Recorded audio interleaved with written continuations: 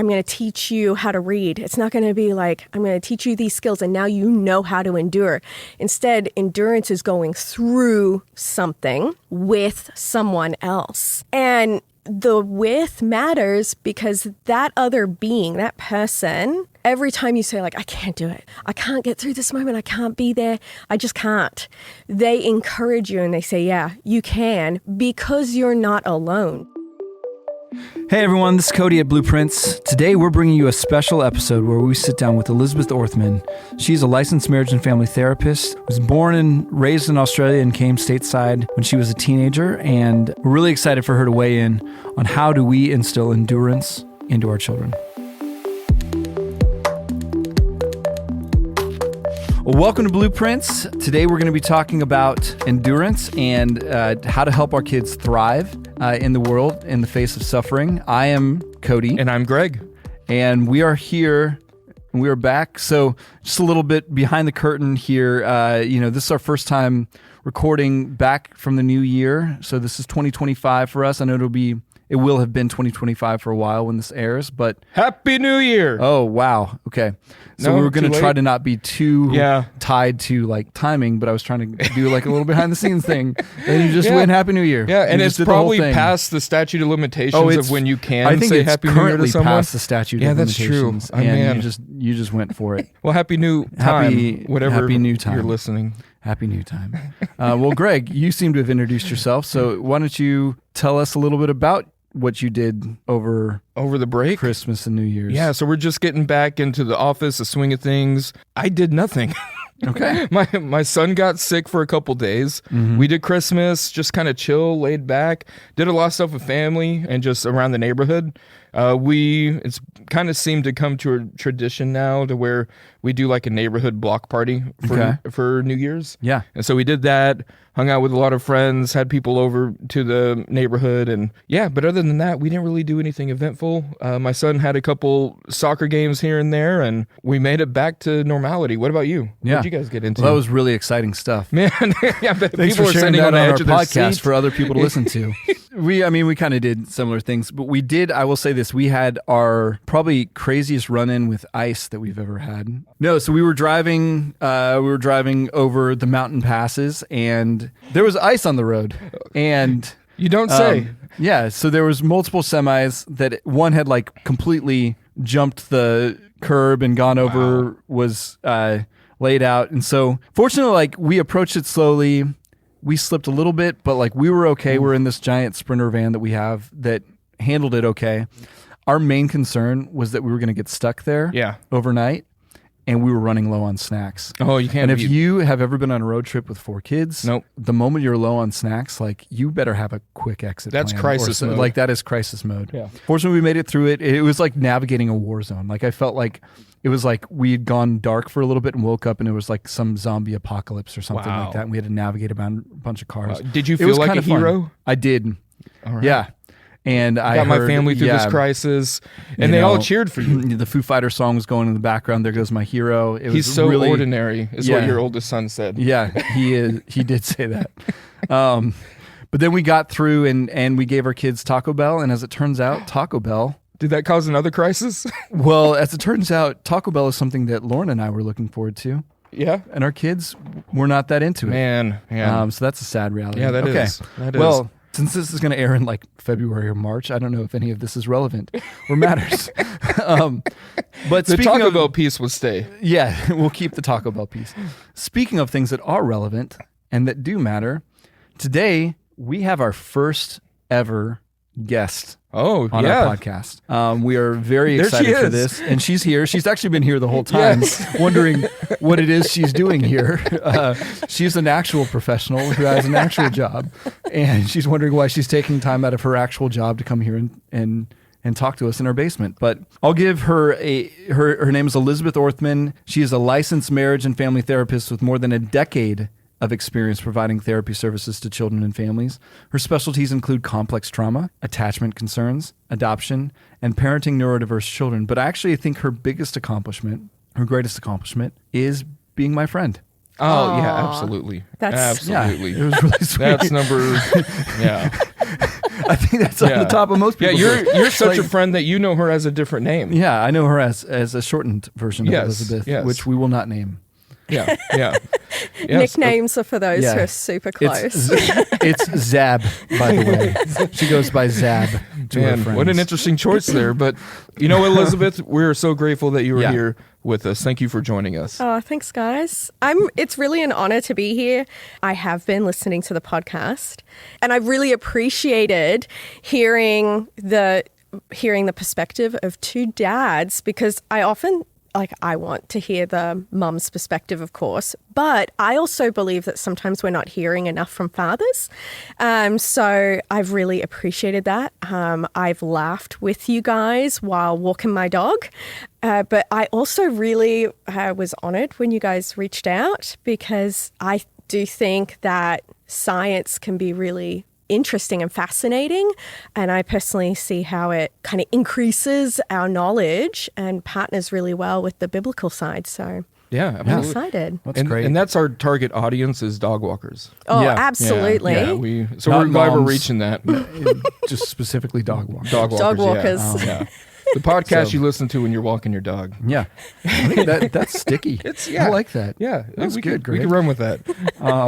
Well, anyways, Elizabeth, we're so glad you're here joining us. I have had the privilege of knowing you for years and see you both as a mom, and knowing you in your therapy practice, that you are very good at what you do. You bring a lot to the table. So we're just really honored to have you here. And especially talking about this, because I think this is, on the one hand, I think a very practical thing. I think most parents come into parenting realizing like, hey, our kids are going to probably meet hard things and suffer. And we know as adults that we have to be able to thrive in the midst of suffering. We have to be able to push through and have endurance. But as we realize when we parent our kids, that's not necessarily inherently there for them. This is something that that we have to kind of push them through. So I'm excited to talk to you about this. And really our big idea about this is that since suffering is inevitable, endurance is essential for kids to thrive. Endurance isn't something that we can maybe kind of put on the back burner, or maybe like it's great if they develop it, but it's, if they don't, it's okay. Like, they have to do this. They have to have this if they're going to actually thrive in the world. So as a parent, and if our job is to really try to launch them as kind of fully alive in God, fully alive and ready to face the world that they're going to face, endurance is an essential part of that. Yeah, it's so true. I mean, all of us will go through and experience some kind of suffering at some point or another, and it could vary from like what that is. When my early 20s, one of my favorite questions when I was getting to know someone was, I would ask them, hey, what's your heartbreak story? Because at some point you go through this like high school relationship where you think this person's the one, and then inevitably it's not, and then there's this heartache. Because I just loved hearing people suffering. And that's why you didn't have many friends in your 20s. They're like, I don't want to talk to that guy anymore. Well, before we kind of, I guess, talk about some of the biblical perspective, I would love to hear, Liz, from you, just as you have kind of interacted with this topic, as you thought about this. What are some of the big things that stand out to you when it comes to building endurance into children, and how parents can kind of help do that? Yeah, it's such an important topic, and it's a topic I'm so passionate about. And I hear so many parents bringing it up to me. Parents are so aware now that whether it's suffering or difficulties when children are young, like the things they're being impacted by when they're going to school, or that they're exposed to, or just that they're around, parents are also very aware that as their child ages and they become an adult, and their influence on their child will get less and less, their child, who will now be an adult, is going to experience suffering and difficulty. And they see, the current age of their child, and they see how they experience now the suffering, and they're like, what's this going to look like one day? And I do think that parents are really desiring deeply for their child to learn those skills, but then it's like, where do we go with that? What do we do with it? And I think the first place to start is understanding what that word means. What does endurance even mean? And if we even just look at it on Google, like love the Googling, right? And so you just get straight on Google and you look it up. It immediately will bring up this idea of pushing through or enduring unpleasant situations. But I get kind of nerdy and I like to look up, like, what do linguists say? Okay. Yeah, of it. Because I really go deep on that. And I have a friend who studies languages and she studies words. And she showed me this website where I can like put the word in just like I do for Google and it will tell me where does this word come from. Like etymology.com? Yes. It's something like that. Okay, something like that. I don't know if I could quote like the exact like okay. .com. I don't even know if we say .com anymore, but dot whatever. That's another podcast. Yeah. We'll flesh that out. Understanding internet. Yeah, but when I looked it up, what's really interesting is that the word at its core means to bear suffering. And I think it's really important that for parents, we think about what that word means, that endurance means to bear suffering, because then it takes us away from getting so localized or focused on just one kind of suffering, and it helps us zoom out and say, okay, what are all the ways I can help my child bear suffering even now? Yeah. Because the suffering, so on top of being a therapist for a long time, right? On top of all my clinical experience, I am a mum. And the suffering that my children experienced when they were like 2 or 3 and what they thought suffering was. Right. Right? So different than now when we're in middle school or when we're a teenager. Yeah. And I can remember like that, my kid being like, I cannot wait 5 minutes until dinner time. And it was true suffering, right? They were like, I can't do it. And so helping my child bear that, if we understand that that's what endurance means, then I can actually have an impact now helping my child learn to endure. Oh, I love that. Yeah, that's good.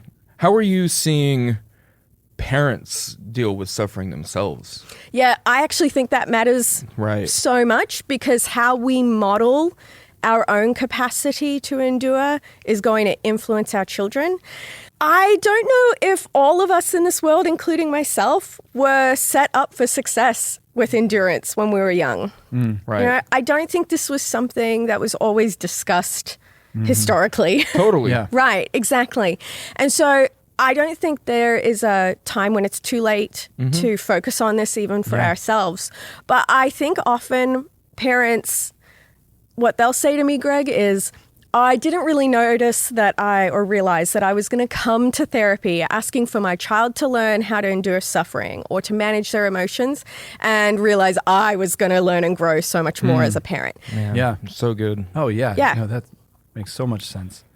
I mean, what's really interesting to me is how, as you're hearing parents asking about this, and parents are bringing kids, their children to you saying like, hey, I need help with this, or they're learning it themselves. What really strikes me is how this jives so much with even the biblical model and how God works in our lives, and how God kind of worked throughout history to bring about growth and endurance and maturity in his people. I like an easy example is, you think of Israel in the wilderness. You think this incredible moment where Moses brings the people of God out of Egypt, out of slavery, and you think, okay, well, after that, like, let's get to the celebration, let's get them to the promised land. Like, I've looked at a map. Egypt and Israel are not very far apart. Like, you'd think like, okay, this seems like an easy win. They can get there. And then you look at what happens, and they spend 40 years wandering around, suffering, facing challenges in the wilderness. And I think that's by God's design. I think he knew for them to be the people that could go in there and do what they needed to do in Israel, they needed to face suffering and challenge over and over again and build the type of endurance that they needed to be able to do that. And I mean, I think we see that in the New Testament. I think we see that throughout the Bible, this idea that suffering is a real and inevitable part of life, and that in some ways it's like a mercy of God to allow his people to face suffering, to face challenges, so that they can mature and grow and produce perseverance, endurance, and ultimately this faith that keeps them strong. I think of how James opens up his book. Chapter 1, verse 2 just consider it pure joy, my brothers and sisters, whenever you face trials of many kinds, because you know that the testing of your faith produces perseverance. And I think that gives us kind of that big picture of what suffering and endurance does for us. It creates perseverance. And you think of even like how you exercise, how it's the worst thing ever at first. But the more you do it, the more you gain endurance, and the farther you could go, the more you can lift. And so it is with trials and tribulations. The more we're able to go through and know that we could go through it because God's with us, that he cares for us even in the midst of it, the more and further we're going to be able to go. And I think opening our kids' minds to this kind of idea, the big picture of what suffering can do. I took my kid this past weekend to his first time. He plays soccer. He's played it for years, but the first time working out. And he went to this like training thing, and they made it fun for kids. And then yesterday he tells me my thighs are sore. I'm like, yeah, dude, that's going to happen, especially the first parts. Yeah. But the more you do it, the stronger you'll get, the faster you get, and the less it'll hurt. And it's just And then one day you wake up and you're just sore. Yeah. And you're that way until you when die. you're 40. Yeah. Yep. And it never ends. That's just what you're like. But that's good. But Elizabeth, I really loved your definition of endurance and just bearing all that we have that's in front of us and knowing that we can get through it. Yeah. You actually used one word there. You said with, bearing with. And even, Cody, when you're talking about the Israelites being out in the desert, being out for that whole time, and you were referencing God being with them and God using that, right? And then, Greg, you said the word with. And that, to me, is the key to building endurance with children, is that they first and foremost have to have someone, an adult who's bigger than them, who's stronger than them, who's wiser, who is kinder, who is with them through it. Wow. Because you were bringing up there, Cody, this idea of like the 40 years and that whole time and the going through it is what was building the endurance. And that's it. People will say to me like, okay, I want them to learn the skills. And I'm like, oh, how do I graciously and with kindness say it is not like just I'm going to teach you how to read. It's not going to be like, I'm going to teach you these skills and now you know how to endure. Instead, endurance is going through something with someone else. And the with matters because that other being, that person, every time you say like, I can't do it. I can't get through this moment. I can't be there. I just can't. They encourage you and they say, yeah, you can, because you're not alone too. And this example might sound really unusual because you guys are talking about like some big suffering here. But I also think of like little suffers, little suffering, totally. right? You know, it keeps reminding me of one of my children. I mean, all my children learned to walk. And one of my children in particular was a late walker. And he had the skills. We had a pediatrician who had come to see him we were like, oh, he's still not walking. And the pediatrician was like, oh, he can walk. Because whenever he was holding someone's hand or next to furniture, he's walking, and he was like fantastic at it.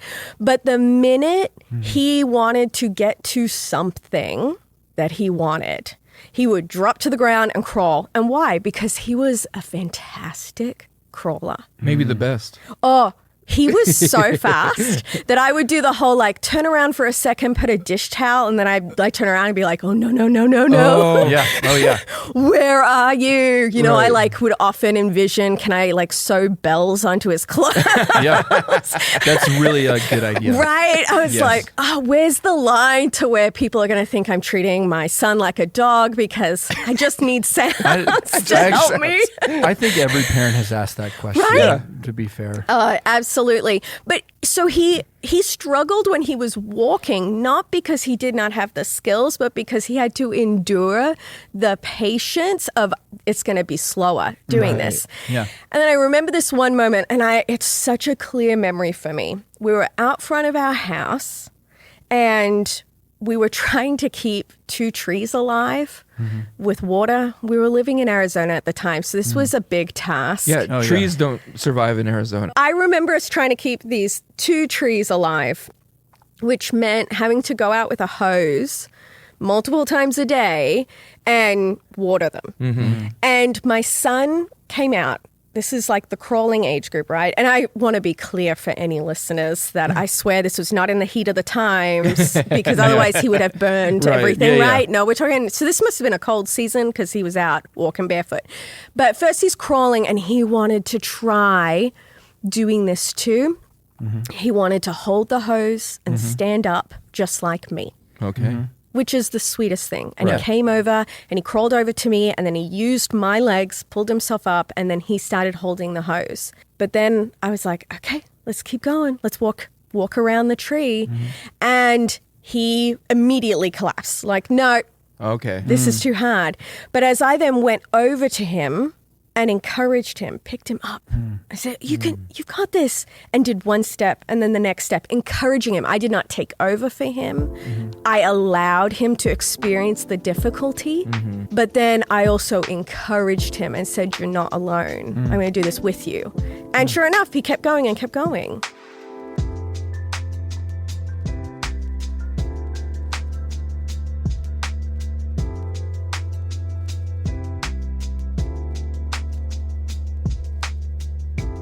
So one of the things that we do as our family is, we're a family of musicians. I'm a musician. I've been a musician my whole life. And actually, your husband, that's how we originally got to know each other, is, through music and stuff like that. And so one of the things that we do is we make our kids take piano lessons from the age of around 6, when they can read, to at least the 5th grade. And then if they want to continue, they can. If they want to do another instrument, they can. But do that. And without fail, every single kid will get to a point right around maybe 2 years into it or 3 years into it where they're like, this is the worst. I hate it. I don't want to do it. I want to quit. Why do you make me do this? And we make them do it because it takes a long time to learn how to play the piano well, to a point where you can actually have fun with it. Like, it's not something you can learn overnight. And the other night, my kid, who is at that stage right now, was basically saying that, like, I don't want to do piano lessons anymore. This isn't fun. I'm not enjoying it.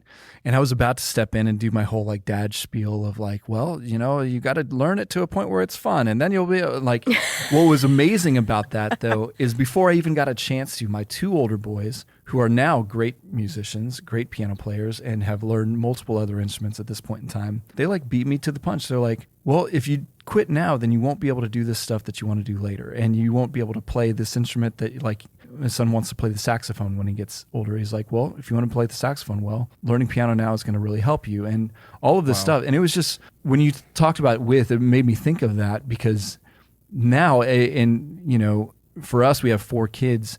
It's almost like, because they've all had to suffer through this. Now for the kids that are on the other side, it's like it's not just I'm with them in this, they're also with them in this, and it's kind of encouraging them to go forward. So I love that idea because I think you're right. Like, this isn't something that you just teach and say like, okay, now endurance. Like I've looked up the Google definition. I've even done the etymology work behind it. Now you get it. And so let's move on. This is something you're doing, bearing with them over and over. Because if we're also looking at like the brain, or we're looking at how do we develop skills, there isn't a part of the body and the brain that just automatically endures. No baby is born with this immediate skill of, I can endure. So instead, we have to help cultivate it and build it. And we do that by going through difficulties, going through discomfort. Like the little tagline I'll say is, we want to help your child feel more comfortable with being uncomfortable. And what you were describing there, Cody, is that your older children have experienced what it's like to be uncomfortable and get comfortable with it, to get used to it. And so they're saying like, hey, there's actually a purpose and a goal in this now. Yeah. And what I love about your story, Elizabeth, with your son teaching him how to walk, and Cody with your 2 older kids kind of getting over the hump, is that what I'm hearing is that as they go through the suffering and create endurance, they're more free. Yeah. They're more free. He's free to walk and free to move faster than he was crawling.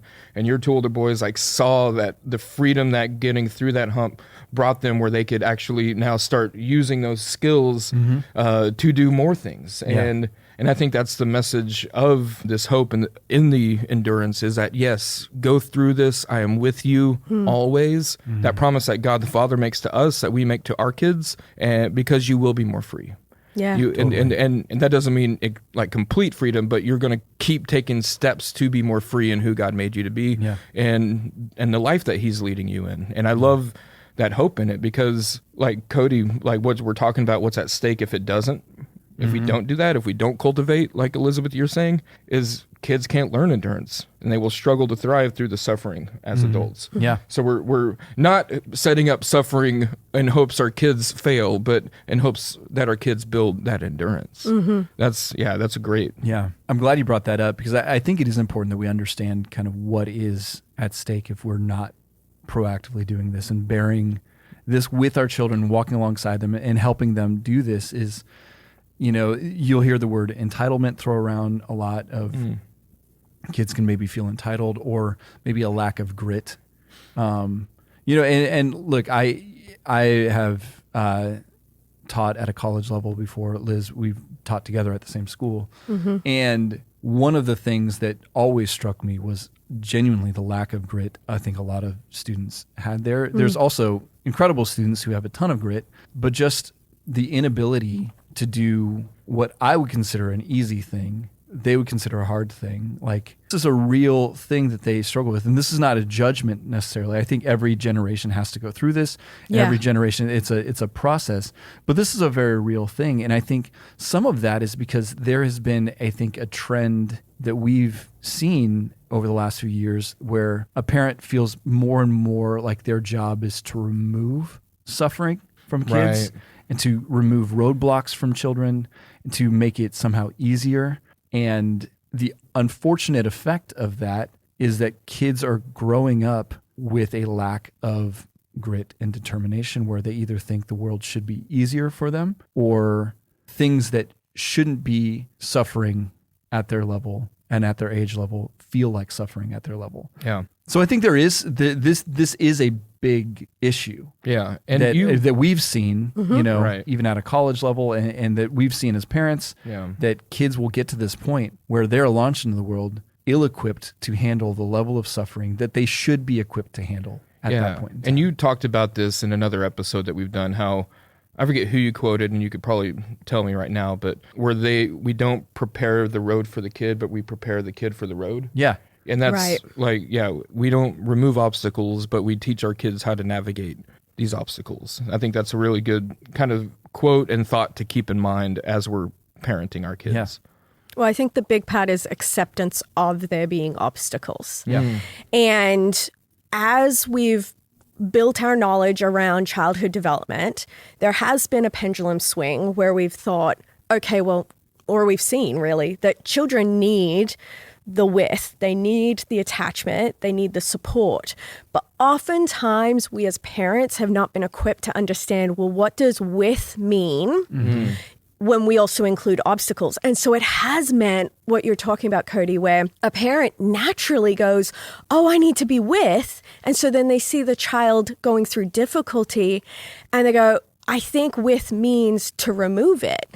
And it's just about us broadening our understanding and helping ourselves as parents understand that being with means enduring the difficulty with the child, not removing the difficulty.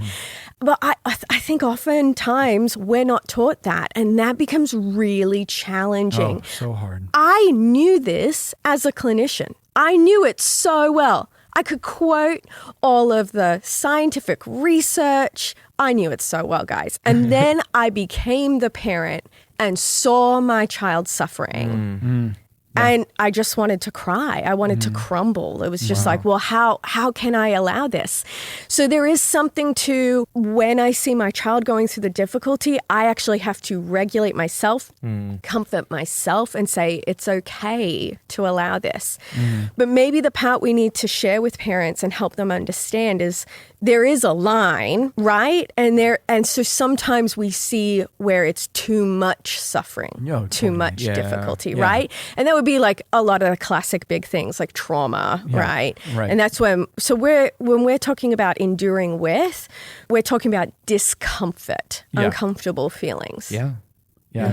Man. Well, and kind of what you're talking about, and this is, I think, I remember this as a pastor. Oftentimes, I would talk to different people and they would come with different questions. And the hard answer is that it's just the application of wisdom in a certain situation where you're kind of holding two different things. As a parent, obviously, we don't want our kids to experience trauma. Trauma is, I think, a different thing than suffering, Right. And so there is a level where, as a parent, if we are able to remove trauma or help our kids avoid something that could potentially become something overwhelming or a traumatic experience or something like that, of course we should. Like, that's very much so a parent's job. But at the same time, if we go too far in the opposite direction, and we remove all suffering and all pushback and all elements of them having to face something that's hard or difficult for them, then you're almost creating a different type of trauma because they're eventually going to get to a place where you're not there to protect them, and things that they should be able to handle, they can't. And what's really hard is there's no like silver bullet to how you fix that problem. Mm-hmm. It's going to depend on the age of the kid, who the kid is, the circumstance that they're in. And there's like this navigation of wisdom. And I think wisdom is one of those things that's so hard. Like, it's kind of like endurance. It's really hard to teach. It's something that you just kind of develop and grow over time. But I mainly point that out to say, like, I get the struggle here. Like, we're holding two things in tension. We are. Where what's an appropriate level of suffering for a 6-year-old is not the same as an appropriate level of suffering, for example, for a 12-year-old or for an 18-year-old. Or what would be trauma to a 6-year-old is different than what would be trauma for maybe an 18-year-old. Or maybe I could be wrong in that. And correct me if I'm wrong. Or at least what could cause trauma maybe would be different. Right. Why don't you correct me, Liz, or Elizabeth? You're asking. Why didn't you correct me, Elizabeth? Maybe I'm using trauma in a different way than what you would mean it, or maybe I'm just wrong. Yeah. Well, what I would say is that's such a big question. If I wanted to solidify it or bring it down to a simple definition, we say that trauma is when we experience something that we, without any support, without the skills, that overwhelms the body.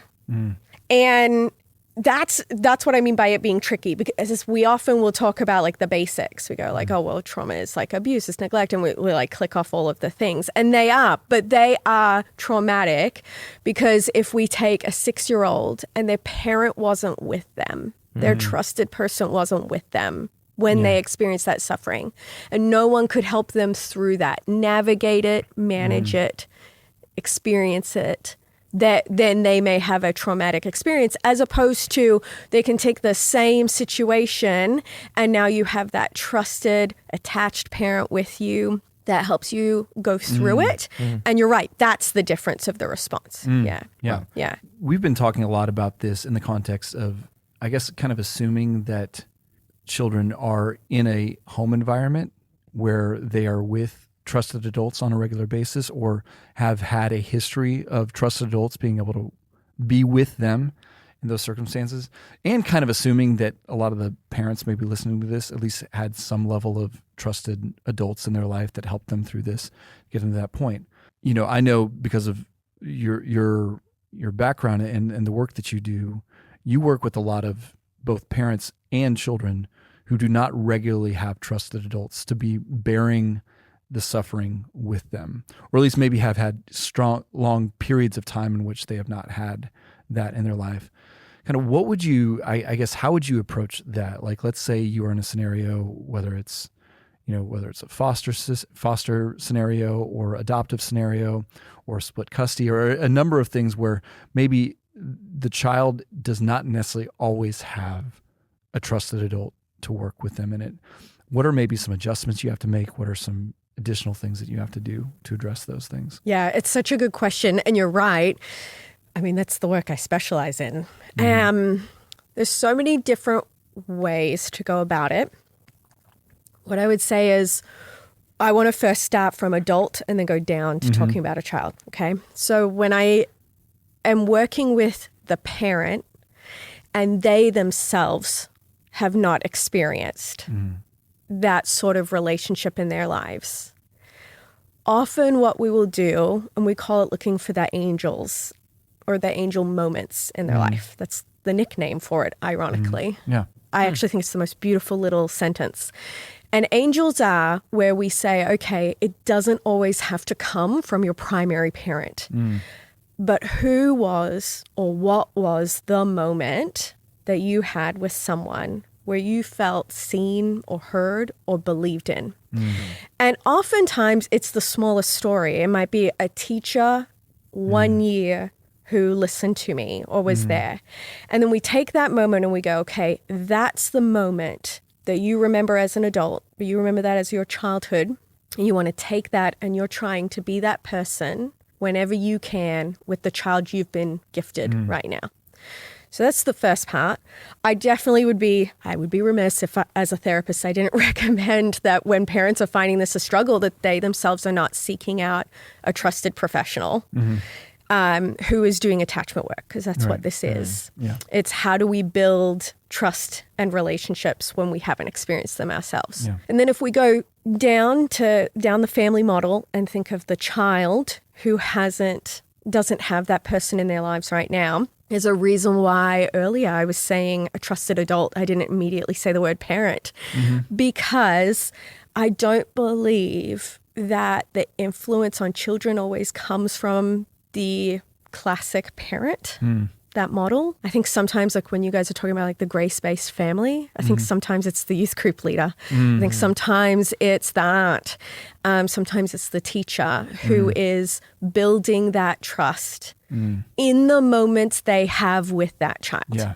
But we all are around children throughout our days. So in that moment with that child, how can you be with them? And when they're sharing that they don't have that with when you're not around, when the adult is not around, how can you sit with them through that? Those moments do matter. They build up. You become that angel for their future. Awesome. You talked a lot about the with.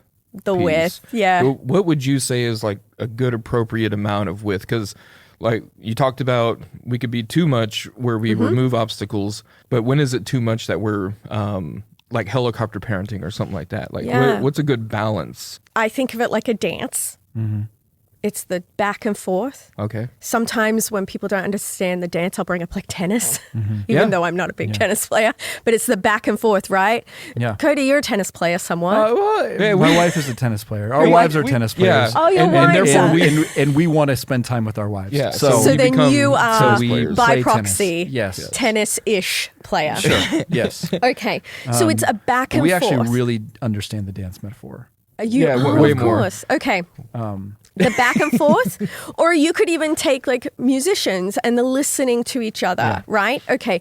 So you were talking about what's the middle ground. I think of it more like a back and forth. So once again, go back to the definition of endurance. Right. It's being able to bear the discomfort.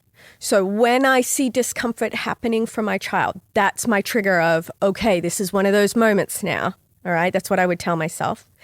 And then I'm looking for where can I allow my child to leave my side, maybe physically or metaphorically. Like I'm going to allow them to explore managing this on their own. Yeah.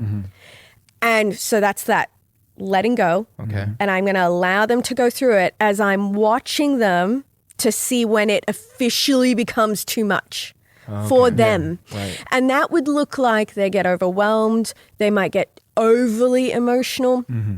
You might see that difficulty or where they give up.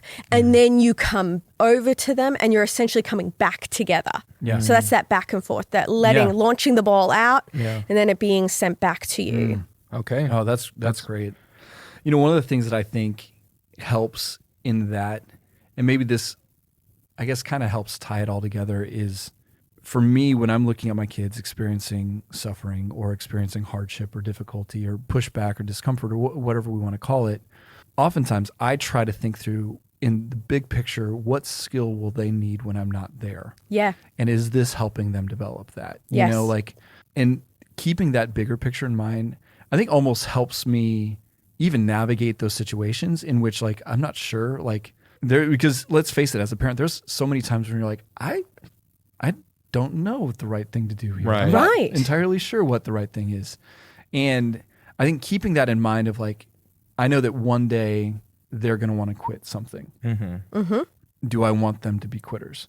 Right? Or do I want them to be able to keep a commitment for a certain point and working through that? At the same time, like I remember a specific example, like our oldest son was, you know, playing baseball, and, you know, he's not super into sports. Like he's a musician, he's bookish, or he's not into organized sport. I will say that. Like he was not into baseball. Right. But he played it, and like we had him play it and stuff like that. And I remember we moved into a new place that baseball was a much bigger commitment than even we as parents realized. And he was doing that, and we got halfway through the season and he was just really struggling. And like there was this moment where like there was a part of me that was like, I mean, I don't want him to quit. Like there's like that natural like sense of like, I think that, you know, generally if a kid makes a commitment to a team, you finish it out through the season, even if it's hard, you push through it. And that's generally our MO. That's what we did. But we looked at the situation where like, I mean, they were practicing like 3 or 4 times a week. They had like 2 or 3 games. This was like not what we signed up for. He was just absolutely miserable in it. And I thought a little bit ahead, and I'm like, you know what? In this circumstance, and this is an example of like where I pivoted and we pivoted, and we're like, you know what? We're not going to continue in this. Like, this is not the right thing. And it wasn't because we didn't want him to endure, but this is an example of us kind of utilizing wisdom, utilizing those circumstances, saying like, I think he's developing grit. I think he's developing those things in other places.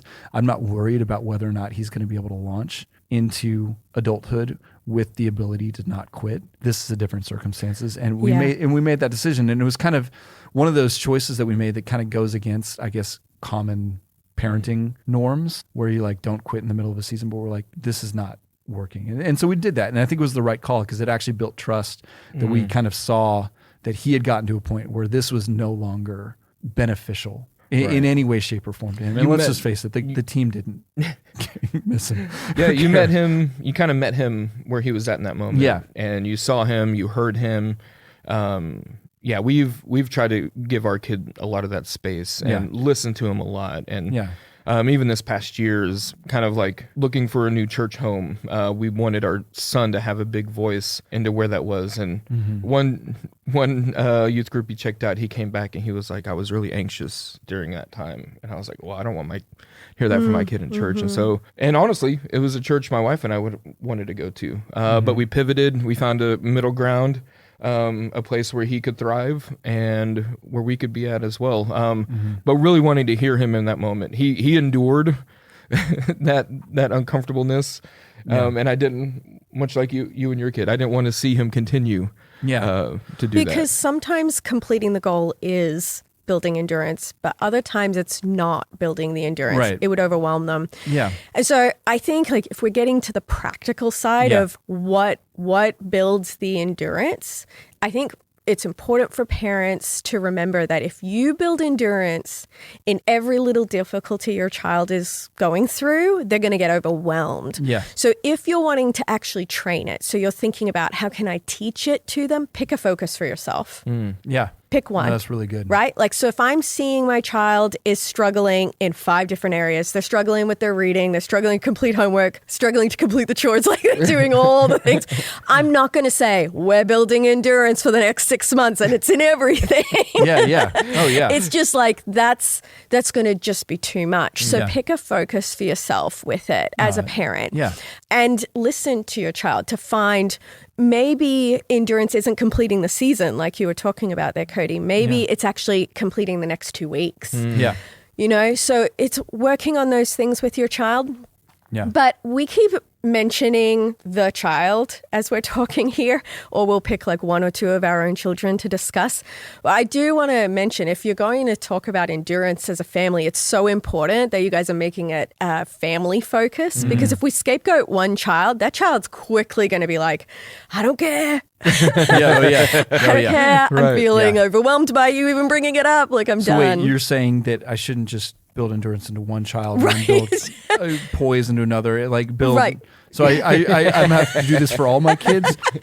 Make it Elizabeth, a family I have focus. 4 children. Maybe Cody for yourself too. But yeah, I think What So I can have you to do it believe for all of them? yeah. Okay. And I think, Elizabeth, you're right. Like, not only focus on the kid, but even ourselves. Yeah. And how we can focus on areas of endurance for ourselves. But something Cody and I talk a lot about is bringing the kids into the conversation of this. Yes. Like, hey, I am going through this. Me as a parent, I'm going through this, and I'm still connected with God. I know God is still with me. I'm not leaving like faith or anything. I'm not going through a crisis, but I am going through a difficulty. Right. And I'm going through it faithfully, knowing that God is with me. Yeah. And I think inviting our kids into our struggles helps them see big picture. Like, oh, dad struggles with this. When I struggle, I've seen someone go through it. Yes. I know that I can too go through it. Right. Yeah. Well, when you make it a family focus, with the parents also being still bigger and stronger and wiser, but also being vulnerable, it shifts the focus a little bit there.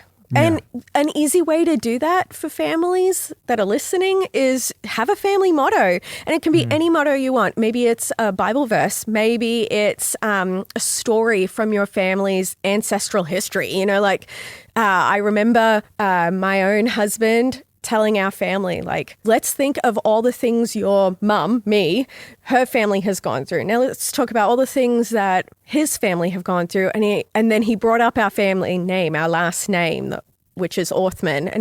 And he said this saying, he said, Orthmanns do hard things. I'm pretty sure he was referring to doing the laundry to the kids. To be fair, that is a hard and I'm thing. pretty sure it was the hardest battle my they'd ever. gosh. That You know was what's their funny Everest. It's putting the laundry away.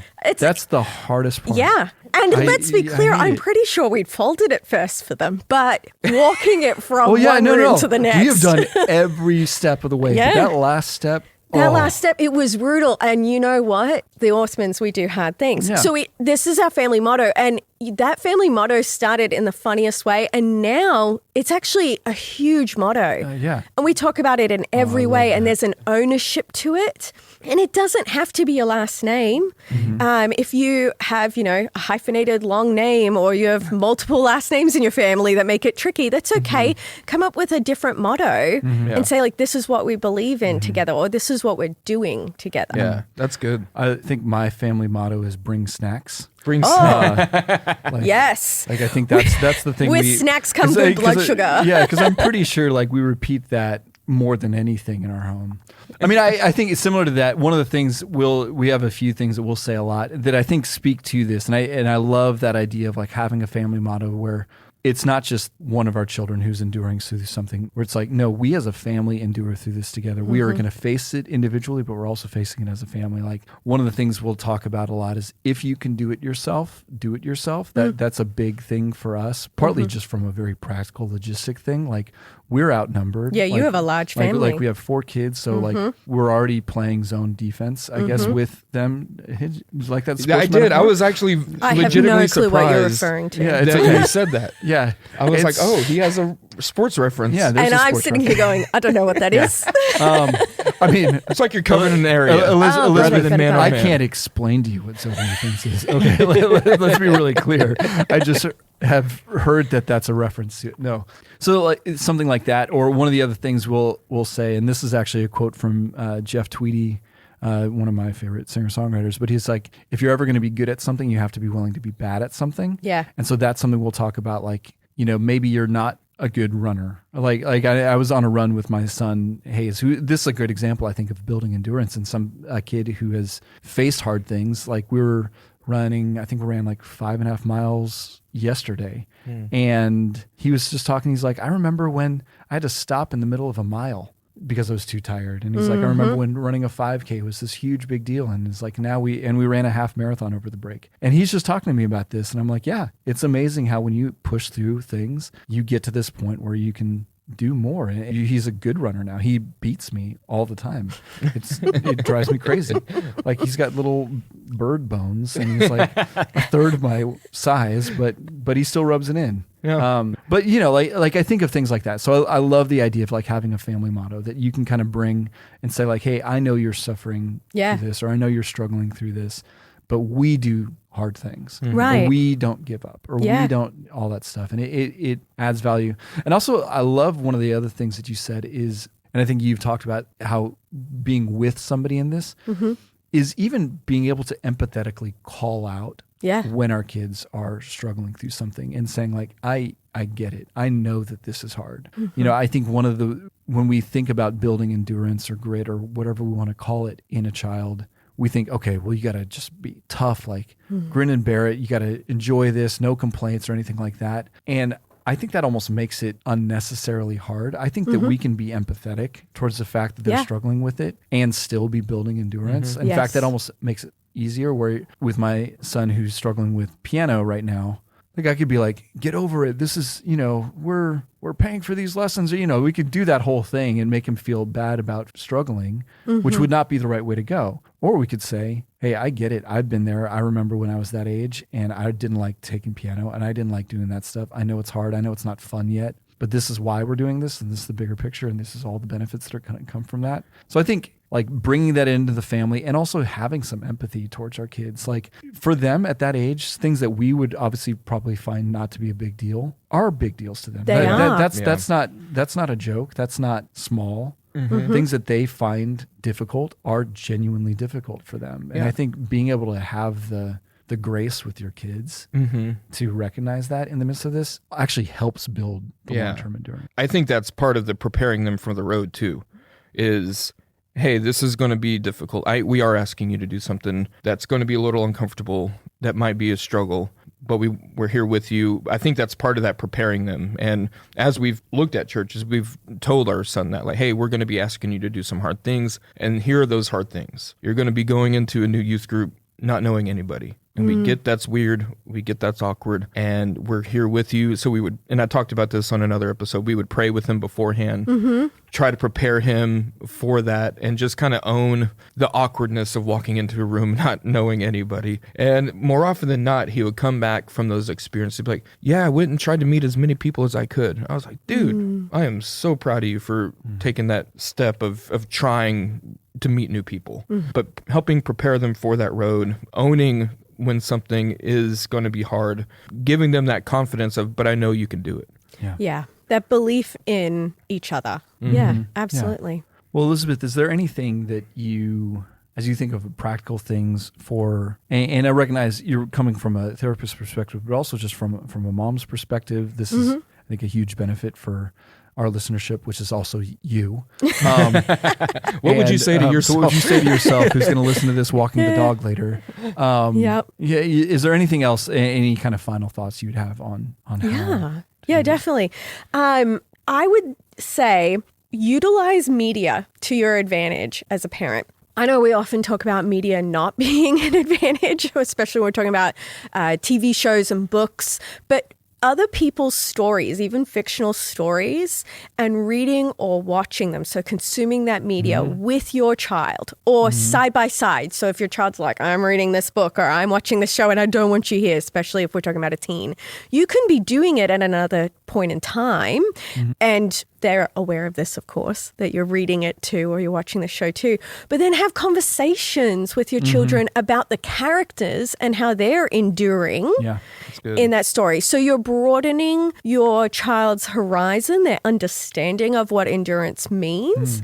It gives them a different perspective. So definitely utilize media to your advantage. Capitalize on your outside family dynamics and their resources. So you both were referencing other things that your children were involved in. So that is youth groups, sports, activities that they're going to, especially when we're talking about team environments. Children are naturally, and teenagers, they're going to naturally experience difficulty, whether it's peer difficulty, just having to run the races and do the things, right? But you're going to have a different adult encouraging the child and being with them. That matters. That really helps. So whatever that is that's an interest for your child, it can be music groups, it can be dance, it can be anything, scouts, whatever will allow them to experience difficulty away from you, but also with trusted adults. That's helpful. Oh, yeah. That's good. And then this last one that I wanted to bring up is probably going to sound like the no-brainer, but then if anything, it confirms how important it is developing routines and rhythms in your households. We talk about it a lot when our kids are little. We talk about, even down to our infant being able to be fed, right? Yeah. But all children and teenagers, those rhythms and routines, having chores that they do, they will bring up difficulties around you, such as when we're talking about putting the laundry away, right? It's going to naturally come up in a way that's a little difficulty, not a huge difficulty, that you can be with them on and work with them on. That all matters. Yeah. Yeah, I have my son do dishes with me, and I tell him and I remind him all the time. I'm like, this is only for the rest of your life, man. Yeah. You only have to do this for the rest of your life. Yeah. Man, what a hopeless lesson you teach your son. Until you're like me. My mom used to do the same thing, ironically. And she did. And I was like, and I need a good job because I want to afford a dishwasher one day. That's awesome. Yeah. And I did. That's awesome. Yeah. Yeah. Well, Elizabeth, thank you so much for being our first guest. We're The going to have smartest you person we've ever easily the has smartest ever been on this person podcast. I would like an award, please. Yes, you will get an award. It's we have I think pamphlets. one LaCroix One left in the fridge, so you will get with your name all over your it. name on it. We have one LaCroix, so you'll get it. But anyways, thank you so much, Elizabeth, for being here. Oh, you're Elizabeth welcome. Orthmann, and we're going to have you on again for another episode coming up here soon. Thank you so much, guys. Next week on Blueprints. Welcome to Blueprints in Parenting. I'm going to start over. That was a good beginning for me to be like, okay, I can go blah, blah, blah. Let's just go for some real intense questions. Hey, this is Tammy from Phoenix, Arizona. Blueprints is a production of Grace-Based Families, a nonprofit that equips ordinary parents to raise extraordinary kids. Grace-Based Families makes free resources for parents thanks to the generosity of listeners like you. To join in the work of transforming generations of families, go to gracebasedfamilies.com/join.